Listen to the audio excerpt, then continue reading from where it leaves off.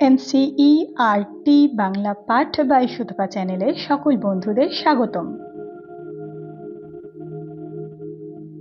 CBSE board class 9-এর Bangla সহায়ক পাঠ থেকে আমাদের আজকের পাঠ্য নেবুর পাতায় করম চা, যেটি আম আটির ভেপু অংশের পঞ্চম পরিচ্ছেদ। শুরু করছি আজকের পাঠ। বৈকালের দিকটা হঠাৎ চারিদিক অন্ধকার করিয়া কালবৈশাখীর ঝড় উঠিল। অনেকক্ষণ হইতে মেঘ মেঘ করিতেছিল, তবুও ঝড়টা যেন খুব শীঘ্র আসিয়া পড়িল। অপুদের বাড়ির সামনের বাঁশঝাড়ের বাঁশগুলো পাঁচিলের উপর হইতে ঝড়ের বেগে হটিয়া ওধারে পড়াতে বাড়িটা যেন ফাঁকা ফাঁকা দেখাইতে লাগিল। ধুলা, বাঁশপাতা, কাঁঠাল পাতা, খড় চারিধার হইতে উড়িয়া তাহাদের উঠান ভরাইয়া ফেলিল। দুর্গা বাড়ির বাহির হইয়া আম কুড়াইবার জন্য দৌড়িল। অপুও দিদির পিছু পিছু ছুটিল।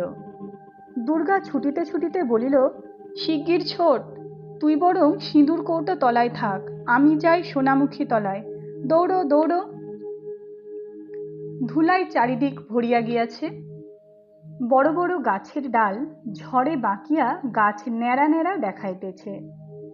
গাছে গাছে শোঁ শোঁ বোঁ বোঁ শব্দে বাতাস বাঁধিতেছে। বাগানের শুকনা ডাল, কুটা, বাঁশের খোলা উড়িয়া পড়িতেছে। শুকনা বাঁশপাতা, ছুচালো আগাটা উঁচু দিকে তুলিয়া ঘুরিতে ঘুরিতে আকাশে উঠিতেছে। কুকসিমা গাছের শুঁয়ার মতো পালকওয়ালা সাদা সাদা ফুল ঝড়ের মুখে কোথা হইতে অজস্র উড়িয়া আসিতেছে। বাতাসের শব্দে কান পাতা যায় না। সোনামুখী তলায় পৌঁছিয়াই অপু মহা উৎসাহে চিৎকার করিতে করিতে লাফাইয়া এদিক ওদিক ছুটিতে লাগিল। এই যে দিদি, ওই একটা পড়ল রে দিদি, ওই আরেকটা রে দিদি। চিৎকার যতটা করিতে লাগিল তাহার অনুপাতে সে আম কুড়াইতে পারিল না। ঝড় ঘোর রবে বাড়িয়া চলিতেছে। ঝড়ের শব্দে আম পাড়ার শব্দ শুনিতে পাওয়া যায় না। যদি বা শোনা যায়, ঠিক কোন জায়গা বরাবর শব্দ হইল তাহা ধরিতে পারা যায় না। দুর্গা 8-9টা আম কুড়াইয়া ফেলিল। অপু এতক্ষণের ছুটাছুটিতে পাইল 2টা। তাই সে খুশির সহিত দেখাইয়া বলিতে লাগিল, এই দেখ দিদি, কত বড় দেখ, ওই একটা পড়ল ওই ওদিকে। এমন সময় হই হাই শব্দে ভুবন মুখুজ্জের বাড়ির ছেলেমেয়েরা সব আম কুড়াইতে আসিতেছে শোনা গেল। সতু চেঁচাইয়া বলিল, ও ভাই, দুর্গা দিদি আর অপু কুড়োচ্ছে। দল আসিয়া সোনামুখী তলায় পৌঁছিল।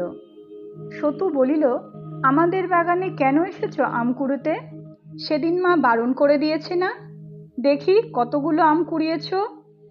পরে দলের দিকে চাহিয়া বলিল, সোনামুখীর কতগুলো আম কুড়িয়েছে দেখছিস টুনু? যাও আমাদের বাগান থেকে দুর্গা দিদি, মাকে গিয়ে নইলে বলে দেব। রানু বলিল, কেন তাড়িয়ে দিচ্ছিস সতু? ওরাও কুড়োক, আমরাও কুড়ুই। কুড়ুবে বই কি, ও এখানে থাকলে সব আম ওই নেবে, আমাদের বাগানে কেন আসবে ও? না, যাও দুর্গা দিদি, আমাদের তলায় থাকতে দেব না। অন্য সময় হইলে দুর্গা হয়তো এত সহজে পরাজয় স্বীকার করিত না, কিন্তু সেদিন মায়ের নিকট মার খাইয়া তাহার পুনরায় বিবাদ বাধাইবার সাহস ছিল না। তাই খুব সহজেই পরাজয় স্বীকার করিয়া লইয়া সে একটু মনমরা ভাবে বলিল, অপু, আয় রে, চলে। পরে হঠাৎ মুখে কৃত্রিম উল্লাসের ভাব আনিয়া বলিল, আমরা সেই জায়গাটায় যাই, চল অপু, এখানে থাকতে না দিল তো বয়ে গেল, বুঝলি তো, এখানকার চেয়েও বড় বড় আম। তুই আমি মজা করে কুড়বো এখন, চলে আয়। রানু বলিল, কেন ভাই ওদের তাড়িয়ে দিলে? তুমি ভারী হিংসুক কিন্তু সতুদা। রানুর মনে দুর্গার চোখের ভরসাহারা চাহনি বড় ঘা দিল। অপু অত শত বোঝে না। বেড়ার বাহিরের পথে আসিয়া বলিল, কোন জায়গায় বড় বড় আমরে দিদি? পুটুদের সলতিখাগি তলায়? কোন তলায় দুর্গা তাহা ঠিক করে নাই। একটু ভাবিয়া বলিল, চল গড়ের পুকুরের ধারে বাগানে যাবি, ওদিকে সব বড় বড় গাছ আছে, চল। গড়ের পুকুর এখান হইতে প্রায় 15 মিনিট ধরিয়া অনবরত বন বাগান অতিক্রম করিয়া তবে পৌঁছানো যায়। অনেককালের প্রাচীন আম কাঁঠালের গাছ, গাছতলায় দুর্ভেদ্য জঙ্গল। দূর বলিয়া এবং জনপ্রাণীর বাসশূন্য গভীর বনের মধ্যে এসব স্থানে কেহ বড় একটা আম কুড়াইতে আসে না। কাছির মতো মোটা মোটা অনেক কালের পুরনো গুলঞ্চলতা এ গাছে ও গাছে দুলিতেছে। বড় বড় প্রাচীন গাছের তলাকার কাঁটা ভরা ঘন ঝোপ জঙ্গল খুঁজিয়া তলায় পড়া আম বাহির করা সহজসাধ্য তো নয়ই, তাহার উপর আবার ঝড়ো মেঘ এরূপ অন্ধকারের সৃষ্টি করিয়াছে যে কোথায় কি ভালো দেখা যায় না। তবুও খুঁজিতে খুঁজিতে নাছোড়বান্দা দুর্গা গোটা 8-10 আম পাইল। হঠাৎ সে বলিয়া উঠিল, ওরে অপু, বৃষ্টি এলো। সঙ্গে সঙ্গে ঝড়টা যেন খানিকক্ষণ একটু নরম হইল, ভিজে মাটির সোদা সোদা গন্ধ পাওয়া গেল এবং একটু পরেই মোটা মোটা ফোঁটায় চড়বড় করিয়া চারিদিকের গাছের পাতায় পাতায় বৃষ্টি পড়িতে শুরু করিল। আয়, আমরা এই গাছতলায় দাঁড়াই, এখানে বৃষ্টি পড়বে না। দেখিতে দেখিতে চারিদিক ধোঁয়াকার করিয়া মুষলধারে বৃষ্টি নামিল। বৃষ্টির ফোঁটা পড়িবার জোরে গাছের পাতা ছিঁড়িয়া উড়িয়া পড়িতে লাগিল। ভরপুর টাটকা ভিজে মাটির গন্ধ আসিতে লাগিল। ঝড় একটু যে নরম পড়িয়াছিল তাহাও আবার বেশ বাড়িল। দুর্গা ও অপু যে গাছতলায় দাঁড়াইয়াছিল, এমনই হয়তো হঠাৎ তথায় বৃষ্টি পড়িত না, কিন্তু পূবে হাওয়ায় জলের ঝাপটা গাছতলা ভাসাইয়া লইয়া চলিল। বাড়ি হইতে অনেক দূর আসিয়া পড়িয়াছে। অপু ভয়ের স্বরে বলিল, ও দিদি, বড্ড যে বৃষ্টি এলো, তুই আমার কাছে আয়। দুর্গা তাহাকে কাছে আনিয়া আঁচল দিয়া ঢাকিয়া কহিল, এ বৃষ্টি আর কতক্ষণ হবে, এই ধরে গেল বলে। বৃষ্টি হলে ভালোই হলো, আমরা আবার সোনামুখী তলায় যাব এখন, কেমন তো? দুজনে চেঁচাইয়া বলিতে লাগিল, নেবুর পাতায় করম চা, হে বৃষ্টি ধরে যা। কর কর কর করাত। প্রচণ্ড বন বাগানের অন্ধকার মাথাটা যেন এদিক ওদিক হইতে পর্যন্ত চিরিয়া গেল। অপু দুর্গাকে ভয়ে জড়াইয়া ধরিয়া বলিল, ও দিদি। ভয় কিরে, রাম রাম বল। রাম রাম রাম রাম। নেবুর পাতায় করম চা, হে বৃষ্টি ধরে যা। নেবুর পাতায় করম চা, হে বৃষ্টি ধরে যা। নেবুর পাতায় করম চা। অপু ভয়ে চোখ বুজিল। দুর্গা শুষ্ক গলায় উপরের দিকে চাহিয়া দেখিল, বাজ পড়িতেছে নাকি। গাছের মাথায় বনধুদুলের ফল দুলিতেছে। শীতে অপুর ঠক ঠক করিয়া দাঁতে দাঁত লাগিতেছিল।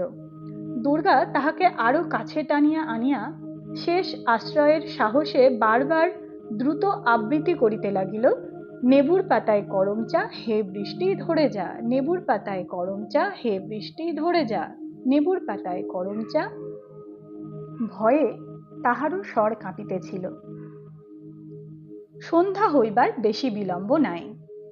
ঝড় বৃষ্টি খানিকক্ষণ থামিয়া গিয়াছে।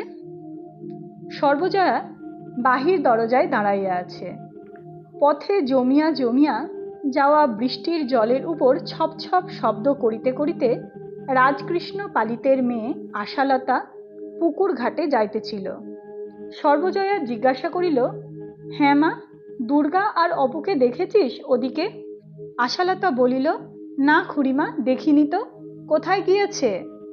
হাসিয়া বলিল, কি বেংডাকানি জল হয়ে গেল খুড়িমা। সেই ঝড়ের আগে দুজন বেরিয়েছে আম কুড়োতে যায় বলে, আর ফেরেনি। এই ঝড় বৃষ্টি গেল, সন্ধে হলো, ও মা, কোথায় গেল তবে? সর্বজয়া উদ্বিগ্ন মনে বাড়ির মধ্যে ফিরিয়া আসিল। কি করিতেছে কি করিবে ভাবিতেছে। এমন সময় খিড়কির দরজা ঠেলিয়া আপাদমস্তক সিক্ত অবস্থায় দুর্গা আগে আগে একটা ঝুনা নারকেল হাতে ও পিছনে পিছনে অপু একটা নারকেলের বাগলো টানিয়া লইয়া বাড়ি ঢুকিল। সর্বজয়া তাড়াতাড়ি ছেলে মেয়ের কাছে গিয়া বলিল, ও মা, আমার কি হবে? ভিজে যে সব একেবারে পান্তা ভাত হয়েছিস। কোথায় ছিলি বৃষ্টির সময়? ছেলেকে কাছে আনিয়া মাথায় হাত দিয়া বলিল, ও মা, মাথাটা যে ভিজে একেবারে জুবড়ি। পরে আহ্লাদের সহিত বলিল, নারকোল কোথায় পেলি রে দুর্গা? অপু ও দুর্গা দুজনে চাপা কণ্ঠে বলিল, চুপ চুপ মা, সেজ জেঠিমা বাগানে যাচ্ছে, এই গেল। ওদের বাগানের বেড়ার ধারের দিকে যে নারকোল গাছটা, ওর তলায় পড়েছিল। আমরাও বেরুচ্ছি, সেজ জেঠিমাও ঢুকলো। দুর্গা বলিল, অপুকে তো ঠিক দেখেছে, আমাকেও বোধহয় দেখেছে। পরে সে উৎসাহের সঙ্গে অথচ চাপা সুরে বলিতে লাগিল, একেবারে গাছের গোড়ায় পড়েছিল মা, আগে আমি টের পাইনি। সোনামুখীর তলায় যদি আম পড়ে থাকে, তাই দেখতে গিয়ে দেখি বাগলোটা পড়ে রয়েছে। অপুকে বললাম, অপু, বাগলোটা নে, মার ঝাঁটার কষ্ট, ঝাঁটা হবে। তারপরেই দেখি হস্তস্থিত নারিকেলটার দিকে উজ্জ্বল মুখে চাহিয়া বলিল, বেশ বড় না মা? অপু হাত নাড়িয়া খুশির সুরে বলিল, আমি অমনি বাগলোটা নিয়ে ছুট। সর্বজয়া বলিল, বেশ বড় দোমালা নারকোলটা, ছেঁচতলায় রেখে দে, জল দিয়ে নেব। আয়, সব কাপড় ছড়িয়ে দিই আগে, পায়ে জল দিয়ে রোয়াকে ওঠ সব। খানিক পরে সর্বজয়া কুয়ার জল তুলিতে ভুবন মুখুজ্জের বাড়ি গেল। ভুবন মুখুজ্জের খিড়কি দোর পর্যন্ত যাইতেই সে শুনিল সেজ ঠাকুরুন বাড়ির মধ্যে চিৎকার করিয়া বাড়ি মাথায় করিতেছেন। একটা মুঠো টাকা খরচ করে তবে বাগান নেওয়া, মাগনা তো নয়। তার ত্রেণু গাছটা যদি হা ঘরেদের জন্য ঘরে ঢুকবার জো আছে। ভাবলাম বৃষ্টি থেমেছে, যাই একবার বাগানটা গিয়ে দেখে আসি। এই এত বড় নারকোলটা কুড়িয়ে নিয়ে একেবারে দূর দূর করে দৌড়। এত শত্রুতা যেন ভগবান সহ্যি না করেন, উচ্ছন্ন যাক, এই ভর সন্ধেবেলা বলছি, আর যেন নারকেল খেতে না হয়। সর্বজয়া খিড়কির বাহিরে কাঠ হইয়া দাঁড়াইয়া রহিল। ছেলে মেয়ের কচি মুখ মনে করিয়া সে ভাবিল, যদি গালাগাল ওদের লাগে, বাবা যে লোক, দাঁতে বিষ আছে, কি করি? কথাটা ভাবিতেই তাহার গা শিহরিয়া উঠিয়া সর্বশরীর যেন অবশ হইয়া গেল। সে আর মুখুজ্জে বাড়ি ঢুকিল না। ভয়ে ভয়ে জল তুলিবার ছোট্ট বালতিটা ও ঘড়া কাঁকে লইয়া বাহির হইয়া গেল। পথে আসিতে আসিতে ভাবিল, যদি নারকোলটা ওদের ফেরত দিই তাহলে কি গাল লাগবে? তা কেন লাগবে? যার জিনিস তা ফেরত দেওয়া হলো, তা কখনো লাগে? বাড়িতে পা দিয়ায় মেয়েকে বলিল, দুর্গা, নারকোলটা সতুদের বাড়ি দিয়ে আয় গিয়ে। অপু ও দুর্গা অবাক হইয়া মায়ের মুখের দিকে চাহিয়া রইল। দুর্গা বলিল, এক্ষুনি? হ্যাঁ, এক্ষুনি দিয়ে আয়। ওদের খিড়কির দোর খোলা আছে, চট করে যা, বলে আয় আমরা কুড়িয়ে পেয়েছিলাম, এই নাও দিয়ে গেলাম। অপু, একটু দাঁড়াবে না মা? বড্ড অন্ধকার হয়েছে। অপু, চল আমার সঙ্গে। ছেলেমেয়েরা চলিয়া গেলে সর্বজয়া তুলসী তলায় প্রদীপ দিতে দিতে গলায় আঁচল দিয়া প্রণাম করিয়া বলিল, ঠাকুর, নারকোল তো ওরা 70টা করে কুড়োতে যায়নি, সে তো তুমি জানো। এ গাল যেন ওদের না লাগে। দোহাই ঠাকুর, ওদের তুমি বাঁচিয়ে বর্তিয়ে রেখো ঠাকুর, ওদের তুমি মঙ্গল করো, তুমি ওদের মুখের দিকে চেয়েও, দোহাই ঠাকুর।